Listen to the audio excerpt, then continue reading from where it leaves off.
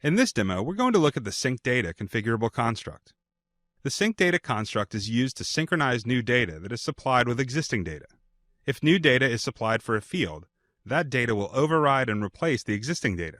Otherwise, the field is populated with the existing data. In this example, we're going to look at an existing hyperservice program called Update Customer.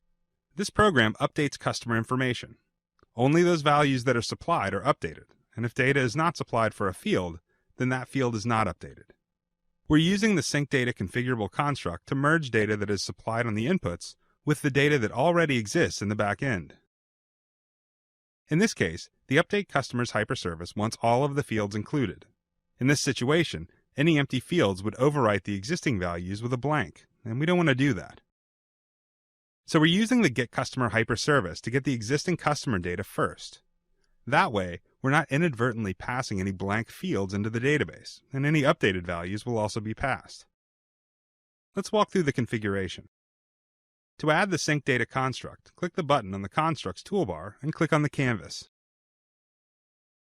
We will need to flow data from both the input port of the program for our new data, as well as the getCustomer hyperservice to retrieve our existing data.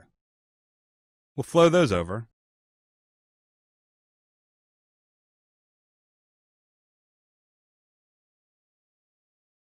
And we're going to view all of the incoming flow at once. Notice that the construct is asking us for existing data. This is because the existing data is usually a superset of the fields that you want to update. So we're going to configure the construct using the customer container from the outputs of the getCustomer hyperservice. When we do this, the construct creates a new structure, one container for new data and one for existing data. The input port data is going to be the new data, so we can drag from the customer container to the new data customer container.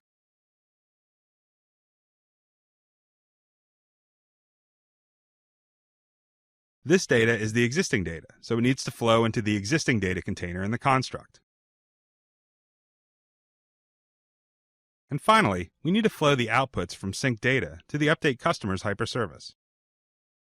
It's simply a matter of dragging the output from the construct to the values container on the hyperservice.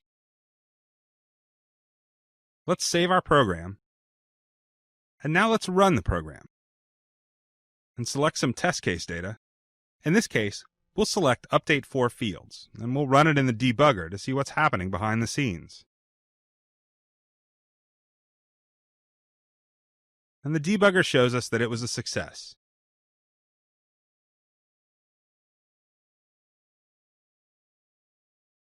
And that concludes this demo. You may now close this window.